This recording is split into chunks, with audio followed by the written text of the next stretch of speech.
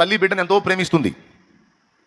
బిడ్డ శరీరాన్ని ప్రేమించిదా ఆత్మను ప్రేమించిదా అని ప్రశ్నించుకుంటే ఆత్మనే. ఆ బిడ్డ శరీరంలో తను ప్రేమించే ఆత్మ వెళ్ళిపోయినప్పుడు ఆ శరీరాన్ని తల్లే తీసుకెళ్లి భూస్థాపన చేసేసింది.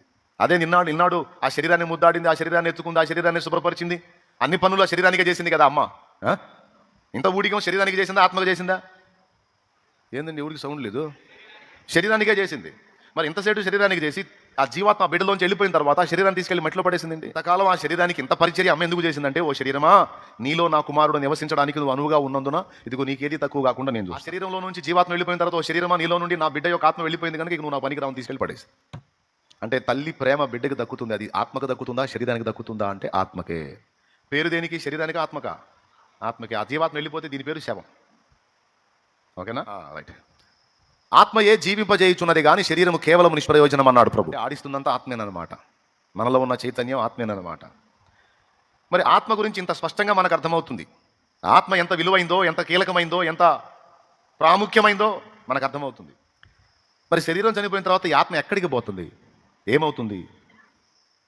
కళ్ళ ముందు చాలామంది ఆవిరిలాగా మాయమైపోతూ ఉన్నారు. చూస్తా కూడా మనం ఎందుకు నిర్లక్ష్యం చేయాలి? మనం తెలుసుకోవాలి. ఎందుకంటే ఇంకొక మాట కూడా తెలిసింది, ఆత్మ నాశనము లేనిది, ఆత్మ శాశ్వత కాలం జీవిస్తుంది. అది రక్షణలోనైనా లేదా శిక్షలోనైనా పూర్తిగా మాత్రం నశించదు. ఆత్మ శాశ్వతంగా జీవిస్తుంది అనేది కూడా తెలిసింది. బైబిల్ గ్రంథంలో నుండి ఒక వచనాన్ని చదువుకొని దేవుని వాక్య ధ్యానంలో ముందుకెళ్దాం. మత్తయి సువార్త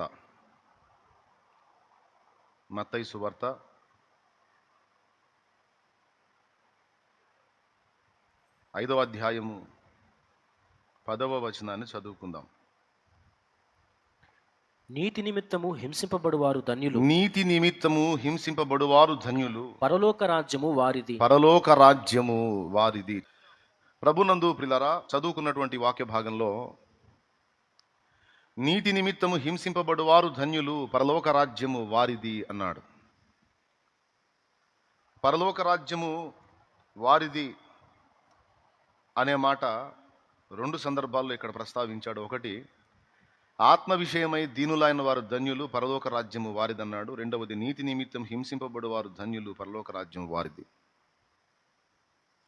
ఆత్మ నిమిత్తం దీనులైన వారు, అలాగే నీతి నిమిత్తం హింసింపబడువారు. ఆత్మ విషయమై అన్న, ఆత్మ నిమిత్తం అన్న దాదాపు ఈక్వల్ అర్థమే వస్తుంది. ఇంకా దాన్ని విభజించి మాట్లాడుకోవడానికి ఆత్మ విషయమై, ఆ విషయం అన్న దగ్గర తీసుకొని వేరే కోణంలోకి వెళ్ళొచ్చు, నిమిత్తం అని తీసుకొని ఇంకో కోణంలోకి వెళ్ళొచ్చు ఒక అంశాన్ని విశ్లేషించేటప్పుడు. సరే, నేను ఆత్మ నిమిత్తమై దీనులైన వారు ధన్యులు, పరలోక రాజ్యము వారిది అంటాను. ఆత్మ విషయమై అన్నది కాకుండా ఆత్మ నిమిత్తమై దీనులైన వారు ధన్యులు అంటాను. అసలు ఆత్మ నిమిత్తమై దీనులైన వారేమిటి? పరలోక రాజ్యము నిమిత్తము దీనత్వం ఏంటి అనేది ఒక చిన్న ప్రశ్న వివరించుకుందాం. లోకంలో చాలామంది మనుషులు ఉన్నారు. వాళ్ళు మనలాగే కష్టపడి పని చేసుకుంటున్నారు, పావుల బేడ సంపాదించుకుంటున్నారు, బ్రతుకుతున్నారు. ఈ భూమి మీద అందరూ వేటి కోసం అయితే తిప్పలు పడతారో వాటి కోసం వాళ్ళు కూడా కష్టపడుతున్నారు, మన తోటి మనుషులు. అందరి పాటలు, అందరి అన్వేషణ, అందరి తిప్పలు ఈ భూమి మీద ఉండేటువంటి జీవితాన్ని కావాల్సినవి సమకూర్చుకోవటమే. ఉదయం లేచిన దగ్గర నుంచి సాయంత్రం నిద్రపోయే వరకు మనకు కావాల్సినటువంటి వనరులు, డబ్బు ద్వారా వచ్చేటువంటి సకల సదుపాయాలు. ఎందుకంటే మనం ఉన్నంత వరకు మనకి ఏది కొదువుగా ఉండదు. ఉండే నివాసం కానీ, తినే తిండి కానీ, కట్టే బట్ట కానీ, పిల్లల ఫీజులు కానీ అన్నీ కూడా సమకూర్చుకోవాలి. కుటుంబ వ్యవస్థ నడపాలి. కాబట్టి అందరి రంది, తపన, దృష్టి ఉదయం లేచిన దగ్గర నుంచి సాయంత్రం నిద్రపోయిన దాకా సంపాదన సంపాదన సంపాదన అనే ధ్యాసలోనే ఉంటారు. జీవితం ప్రారంభం నుంచి ముగింపు దాకా సుమారుగా ఒక 70 సంవత్సరాలు ఏ సమస్య లేకుండా మనం ప్రయాణం చేస్తే 70 × 365 ఈజీక్వల్ చేసి నాకు చెప్పండి. 70 × 365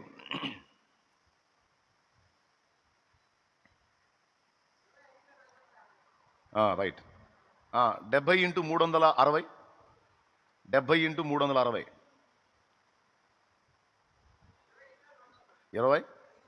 25,200. ఏమయ్యా, ఏ ఇబ్బంది లేకుండా, మనకి ఏ ప్రమాదాలు జరగకుండా, ఏ తెగుళ్ళు రాకుండా, ప్రతిరోజు మనకి క్షేమంగా దొరికిపోతే 70 ఏళ్ళు నిండా మనం బతికితే, మోషే చెప్పిన ఆయుష్కాలం, నరుని ఆయుష్కాలం 70 సంవత్సరాలు, అధిక బలం ఉంటే 80 ఏళ్ళని 90వ కీర్తనలో చెప్పాడు. ఆ ప్రకారం చూసుకుంటే 70 ఏళ్ళు ఏ డోకా లేకుండా, మనకి ఇబ్బంది లేకుండా బతికితే, టోటల్గా మనం బతుకుతున్న రోజులన్నీ కూడా 25,200 రోజులు అన్నారు. సంవత్సరానికి 360 రోజుల కాడికి లెక్కేసుకుంటే, 365 లెక్కేసుకుంటే ఇంకొన్ని రోజులు పెరుగుతాయి. టోటల్గా భూమి మీద మన మనుగడ 70 ఏళ్ళు నిండా బతికితే మనం బతుకుతున్న రోజులు 25,000 చిల్లర. అంటే పట్టుమని 30,000 రోజులు కూడా లేవు, 30,000 రోజులు కూడా లేవు. ఒకవేళ 100 ఏళ్ళు బతికామనుకో, 100 సంవత్సరాలు మనం బతికితే 100 ఇంటూ 360 = 36,000 రోజులు. అంటే మన రోజులన్నీ కూడా వేలలోనే ఉన్నాయి కానీ లక్షల్లో కోట్లలో అయితే లేవు. 70 ఏళ్ళు బతికితే 25,000 రోజులు, 100 ఏళ్ళు బతికితే 36,000 రోజులు. అంటే ఆ తర్వాత ఎంత పోటుగాడైనా సరే ఉండటానికి లేదు.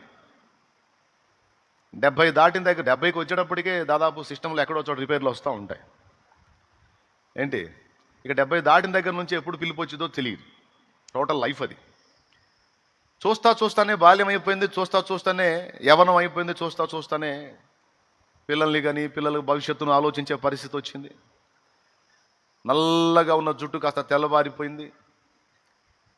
చాలా మంచి ముఖ వర్చస్సు కలిగినటువంటి పరిస్థితి మారిపోయి ముడతలు వచ్చేసింది. ఒకవేళ ఇప్పటిదాకా రాకపోతే ఇక ముందు వచ్చింది. ఒక పుష్పం పొద్దున పూసి సాయంత్రానికి వాడిపోయినట్టుగా, పొద్దున్నే ఆ మంచు బిందువులు దాని మీద పడి నవనవలాడుతా చాలా కళగా ఉంటుంది. చూస్తానే ఎండ కొట్టే కొద్ది మారిపోతా సాయంత్రానికి వాడిపోయింది. ఆ పువ్వు మాదిరిగా మన జీవితం ఒక్క రోజులోనే పుష్పం వాడిపోయినట్టు మన బ్రతుకు మొత్తం కలిపి కొన్ని వేల రోజుల్లోనే వాడిపోతుంది. అది కూడా ఏ తెగుళ్ళు, ఏ ప్రమాదాలు, ఏ విధమైన ఇబ్బందులు ఎదురు కాకుండా కొనసాగితే. దినగండం 100 ఏళ్ళ ఆయుష్ అన్నారు. దినగండం కాదు, క్షణగండం. ఏ క్షణాన అయిపోతామో తెలియని బతుకు కదా. ఆయుష్ ఏమో 100 ఏళ్ళు, కానీ ప్రతి క్షణం గండమే. ఇది మనిషి బ్రతుకు. కాబట్టి భూమి మీద ఉన్నంత వరకు మనుగడ సాగించడం కోసం కష్టపడాలి, సంపాదించుకోవాలి, భార్య బిడ్డల్ని పోషించుకోవాలి, మంచిదే. కానీ ఇంతవరకే జీవితం, ఇదే లైఫ్ అని చాలామంది భ్రమలో బ్రతుకుతున్నారు. కానీ ఇది కేవలం మనకివ్వబడినటువంటి పెద్ద జీవితంలో చాలా చిన్ని భాగము అనే సంగతి ప్రజలు గుర్తించట్లా. చాలా చిన్ని భాగం. 30 సంవత్సరాల ఉద్యోగాన్ని నీకు ఇవ్వడానికి ఒక 6 నెలల ట్రైనింగ్ లాగా. 30 సంవత్సరాలు ఎక్కడ ఏమండి?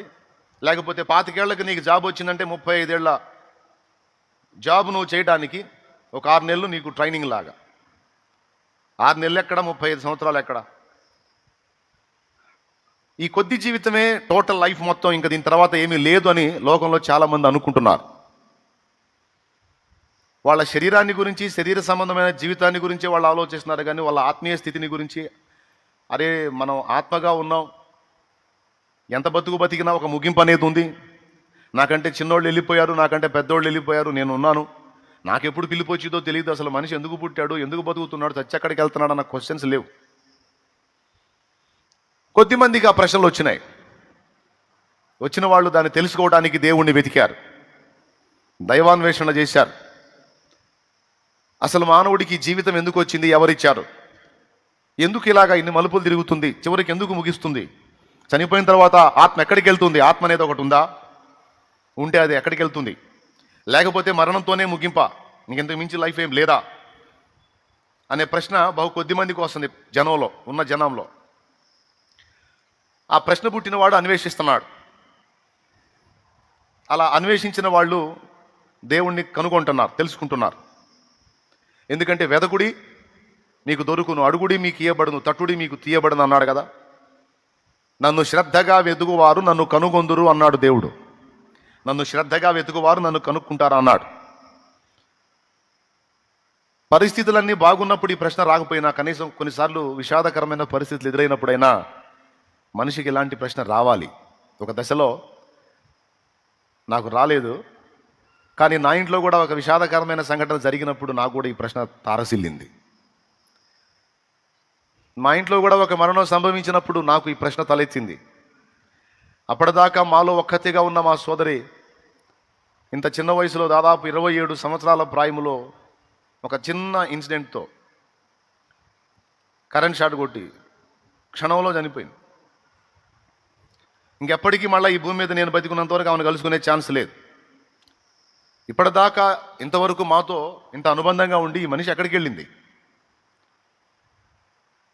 అంటే, ఇక ఒక బొమ్మలాగా ఇప్పటిదాకా పనిచేసిన బొమ్మ పనికి రాకుండా అయిపోయిందా, లేకపోతే ఆత్మ అనేది ఒకటి ఉందా, ఉంటే ఆత్మ ఎక్కడికి వెళ్ళింది అనే అన్వేషణ అప్పుడు స్టార్ట్ అయింది. అంతకుముందు కూడా కొంచెం అప్పుడప్పుడు డౌట్ ఉండే, కానీ పెద్దోళ్ళు చెప్తున్న మాటలు, ముసలోళ్ళు చెప్తున్న మాటలను బట్టి ఈ సంఘటన జరిగిన తర్వాత అది బలపడింది. తర్వాత నాకు దాన్ని గూర్చిన సత్యం ఎవరు చెప్తారు, ఆత్మను గూర్చిన సత్యం ఎలా తెలిసిద్ది అనే ఒక ప్రశ్న ఒక పక్క, బాధలు ఒక పక్క. టోటల్గా ఒక సమయంలో దేవుడు దర్శించటం, మనోనేత్రాలు వెలిగించటం, సత్యం ఏదో అర్థం కావటం, టోటల్గా తెలుసుకున్నా. ఇక్కడ కూర్చున్న మీరు కూడా ఎవరెవరు ఎలాంటి పరిస్థితుల్లో ప్రభువుని తెలుసుకున్నారో, ఆత్మ విషయం తెలుసుకున్నారో నాకు తెలియదు, కానీ మొత్తానికి ఎక్కువ శాతం మంది కొన్ని చేదైన అనుభవాల్లోనే దేవుని తెలుసుకున్నారు. మధురమైన అనుభవాలు అయితే కాదు, చేదైన అనుభవాల్లోనే సృష్టికర్తను వెతికారు, ఆత్మను గురించి తెలుసుకున్నారు, యేసయ్యకి కనెక్ట్ అయ్యారు. ఎంతమంది ఒప్పుకుంటారు ఈ మాటతో? చేదైన అనుభవాలే మనల్ని టర్న్ చేసినాయి దేవుని వైపు. బాగుంది. మనకు ఎదురైన అనుభవాలే లోకంలో చాలా మందికి ఎదురవుతున్నాయి, కానీ వాళ్ళు వెతకట్లా. వెతికిన వాళ్ళకి దొరుకుతాడు ఆయన, వెతకని వాళ్ళకి ఏం దొరుకుతాడు? ఆత్మ ఉందని అర్థమైంది. మనం మరణించిన తర్వాత మన శరీరంలో నుండి జీవాత్మ వేరవుతుంది అన్న సంగతి అర్థమైంది. ఇంతవరకు మనం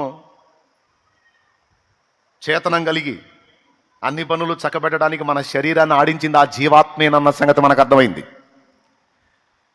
ఆ జీవాత్మ మన నుండి వెళ్ళిపోయిన తర్వాత ఇంత బలమైన శరీరం కూడా అచేతనంగా పడుంట తప్ప, చైతన్యాన్ని కోల్పోతుంది తప్ప ఇక అది ఏమీ చెయ్యలేదన్న సంగతి అర్థమైంది. వాడు పైలవానైనా సరే జీవాత్మ పోయినప్పటికీ వాడు శవమే, కదలడిగా వాడు బొమ్మే. అంటే జీవాత్మ లోపల ఉన్నంత వరకు ఈ బొమ్మ ఆడిందన్నమాట, తోలు బొమ్మలాగా. ఆ జీవాత్మ డివైడ్ అయిపోయేసరికి ఈ దేహం కాలు పనిచేయటలా, చెయ్యి పనిచేయటలా. అంటే ఇంతవరకు ఇందులో ఉండి ఆడించిందేది జీవాత్మ. Praise the Lord. పేరు కూడా ఆత్మకే, శరీరానికి కాదు. వెంకట్రావు అంటాం. వెంకట్రావు అనే జీవాత్మ వెళ్ళిపోయిన తర్వాత మిగిలిన బాడీ పేరు శవం, మృతదేహం, డెడ్ బాడీ. అది అవునా? మనకున్న అనుబంధ బాంధవ్యాలు కూడా ఆత్మలకే లింక్ అయినాయి, కానీ శరీరాలకు కాదు. తల్లి బిడ్డను ఎంతో ప్రేమిస్తుంది. బిడ్డ శరీరాన్ని ప్రేమించిద్దా, ఆత్మను ప్రేమించిద్దా అని ప్రశ్నించుకుంటే ఆత్మనే. ఆ బిడ్డ శరీరంలో తను ప్రేమించే ఆత్మ వెళ్ళిపోయినప్పుడు ఆ శరీరాన్ని తల్లే తీసుకెళ్లి భూస్థాపన చేసేసింది. అదే నిన్నాడు ఆ శరీరాన్ని ముద్దాడింది, ఆ శరీరాన్ని ఎత్తుకుంది, ఆ శరీరాన్ని శుభ్రపరిచింది, అన్ని పనులు ఆ శరీరానికే చేసింది కదా అమ్మ. ఇంత ఊడిగం శరీరానికి చేసిందా, ఆత్మకు చేసిందా? ఏందండి ఎవరికి సౌండ్ లేదు? శరీరానికే చేసింది. మరి ఇంతసేపు శరీరానికి చేసి ఆ జీవాత్మ బిడ్డలోంచి వెళ్ళిపోయిన తర్వాత ఆ శరీరాన్ని తీసుకెళ్లి మట్టిలో పడేసిందండి. ఇంతకాలం ఆ శరీరానికి ఇంత పరిచర్య అమ్మ ఎందుకు చేసిందంటే, ఓ శరీరమా, నీలో నా కుమారుడు నివసించడానికి నువ్వు అనువుగా ఉన్నందున ఇదిగో నీకేది తక్కువ కాకుండా నేను చూస్తా. ఆ శరీరంలో నుంచి జీవాత్మ వెళ్ళిపోయిన తర్వాత, ఓ శరీరమా, నీలో నుండి నా బిడ్డ యొక్క ఆత్మ వెళ్ళిపోయింది కనుక ఇక నువ్వు నా పనికి రావని తీసుకెళ్ళి పడేసి. అంటే తల్లి ప్రేమ బిడ్డకి దక్కుతుంది, అది ఆత్మకు దక్కుతుందా, శరీరానికి దక్కుతుందా అంటే ఆత్మకే. పేరు దేనికి? శరీరానికి, ఆత్మకా? ఆత్మకే. ఆ జీవాత్మ వెళ్ళిపోతే దీని పేరు శవం. ఓకేనా? రైట్. ఆత్మయే జీవింపజేయుచున్నది కానీ శరీరము కేవలం నిష్ప్రయోజనం అన్నాడు ప్రభు. అంటే ఆడిస్తుందంతా ఆత్మేనమాట, మనలో ఉన్న చైతన్యం ఆత్మేనమాట. మరి ఆత్మ గురించి ఇంత స్పష్టంగా మనకు అర్థమవుతుంది. ఆత్మ ఎంత విలువైందో, ఎంత కీలకమైందో, ఎంత ప్రాముఖ్యమైందో మనకు అర్థమవుతుంది. మరి శరీరం చనిపోయిన తర్వాత ఈ ఆత్మ ఎక్కడికి పోతుంది? ఏమవుతుంది? కళ్ళ ముందు చాలామంది ఆవిరిలాగా మాయమైపోతూ ఉన్నారు. చూస్తా కూడా మనం ఎందుకు నిర్లక్ష్యం చేయాలి? మనం తెలుసుకోవాలి. ఎందుకంటే ఇంకొక మాట కూడా తెలిసింది, ఆత్మ నాశనము లేనిది, ఆత్మ శాశ్వత కాలం జీవిస్తుంది. అది రక్షణలోనైనా లేదా శిక్షలోనైనా పూర్తిగా మాత్రం నశించదు, ఆత్మ శాశ్వతంగా జీవిస్తుంది అనేది కూడా తెలిసింది. మరి ఇప్పుడు శరీరంలో జీవిస్తూ ఈ శరీరమే నిజమని, ఈ శరీరమే శాశ్వతమని, శరీరానికి కావలసిన ఏర్పాట్లు చేసుకోవటమే ముఖ్యమని బతుకుతున్న మనుషుడా, ఈ శరీరం చూస్తానే దీని షేపులు మారిపోయి, దీని శక్తి ఉడిగిపోయి, ఇది నిర్మూలమైపోతుంది, కానీ దీనిలో నివసిస్తున్న ఆత్మ వేరైపోతుంది, అది ఎక్కడికి పోతుంది అన్న ప్రశ్న వేసుకోపోతే ఎలా? వేసుకోవాలి, అది ముఖ్యం కదా. ఆత్మ ఎక్కడికి పోతుంది అని వెతికితే